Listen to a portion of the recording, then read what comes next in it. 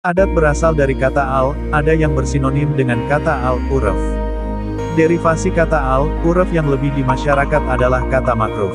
Kata makruf sudah diserap ke dalam bahasa Indonesia yang asal mulanya dari bahasa Arab al-ma'ruf yang berarti perbuatan baik, jasa, serta terkenal atau masyhur.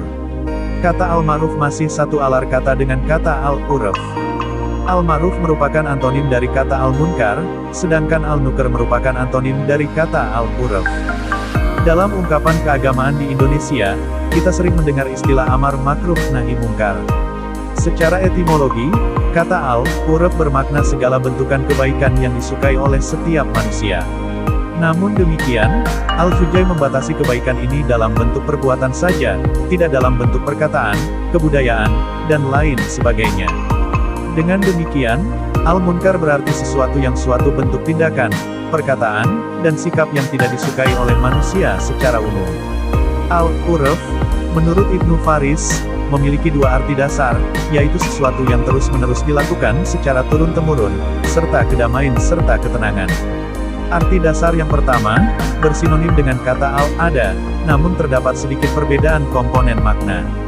Bila al-urf adalah suatu perbuatan yang sudah dilakukan berkali-kali, sehingga telah menjadi kebiasaan, namun al-ada adalah suatu perbuatan yang dilakukan lebih dari 2 kali.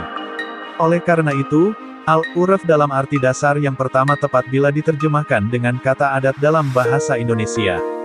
Menurut Syekh Yasin, yang memiliki julukan Musnid al-Dunya, kata al-urf sering digunakan dalam arti yang sama dengan al-ada. Menurutnya, al-ada adalah suatu kebiasaan yang diterima oleh akal sehat. Namun demikian, menurut sebagian pakar, al-urf dan al-ada itu berbeda. Al-urf suatu kebiasaan baik yang diterima oleh akal sehat masyarakat pada umumnya. Kebiasaan baik itu berupa suatu perkataan. Sementara itu, kebiasaan baik yang berupa suatu perbuatan atau tindakan disebut dengan al-ada.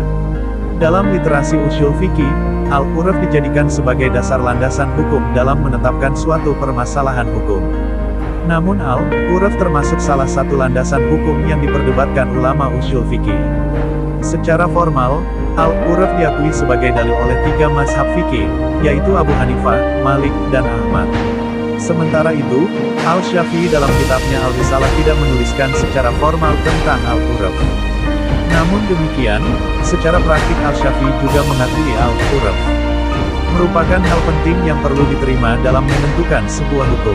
Hal ini dibuktikan dengan adanya qaul qadim, pendapat al-Syafi'i ketika di Irak, dan qaul jadid, pendapat al-Syafi'i ketika di Mesir. Dengan demikian, para fuqaha mazhab Syafi'i beranggapan bahwa perubahan pendapat al-Syafi'i itu dikarenakan pada kondisi sosial, budaya, tradisi yang berbeda antara dua negara tempat al-Syafi'i tinggal pada waktu itu. Pembebasan kewajiban membayar pajak bagi para petani yang mengalami kegagalan panen merupakan produk hukum Abu Hanifah yang mengadopsi praktik hukum yang biasa dilakukan penguasa Persia. Sementara itu, dalam kasus mazhab Maliki, penerapan al-urf terlihat dalam kasus wanita-wanita Arab yang diperbolehkan tidak menyusui anak mereka. Dalam kasus mazhab Syafi'i, jual beli tanpa mengucapkan ijab dan kabul bani al-muatah, dalam barang yang tidak terlalu mahal di kalangan masyarakat umum, seperti membeli mie instan, termasuk hal yang diperbolehkan. Dalam mazhab Hanbali, Ibnu Qudamah berpendapat bahwa kewajiban memberikan makan 10 orang miskin dalam kasus bayar kifarat harus dikembalikan pada tradisi lokal masyarakat setempat. Selain itu, Ibnu Taimiyah berpendapat bahwa jarak seseorang dapat melakukan kasar salat seharusnya dikembalikan pada ketentuan umum masyarakat muslim setempat. Namun dalam konteks Indonesia, hukum adat menjadi pengukuh hukum nasional pertama kali dicetuskan oleh para pemuda pada 1928 dalam Kongres Pemuda. Pada 1948, Supomo resmi menggunakan istilah hukum adat menggantikan istilah adatrecht yang digunakan sarjana Belanda, Vollenhoven. Selama perjalanan hukum ketatanegaraan Indonesia di masa-masa Orde Lama, Orde Baru, Orde Reformasi, sampai amandemen konstitusi negara, secara konsisten pemerintahan negara merespon positif terlaksananya kepastian hukum perspektif hukum adat. Hal ini dibuktikan diantaranya dengan adanya TPX MPR 2001 tentang pembaharuan agraria dan pengelolaan sumber daya alam, yang menghendaki pengakuan, penghormatan, dan perlindungan hak masyarakat hukum.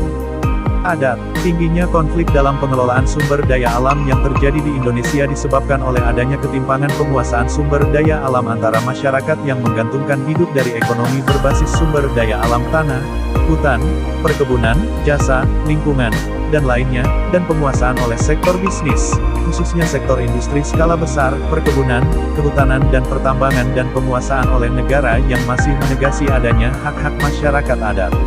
Dalam Mamangan, peribahasa Minangkabau kesetiaan pada adat diungkapkan dengan, hidup di kanduang adik, mati di kanduang tanah, yang memiliki arti hidup di kandung adat, mati di kandung tanah.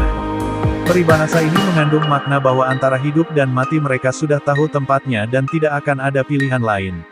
Peribahasa ini digunakan sebagai perlawanan terhadap penjajah Belanda yang dapat mengalahkan masyarakat Minangkabau dalam peperangan, namun tidak dapat mengalahkan adat Minangkabau yang mengakar.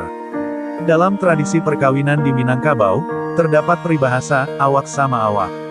Artinya, perkawinan yang ideal menurut adat Minangkabau adalah perkawinan antara keluarga dekat, seperti perkawinan antara anak dan kemenakan. Dalam konteks masyarakat Minangkabau tertentu, bahkan terdapat larangan keras menikah dengan orang yang bukan berasal dari nagari mereka.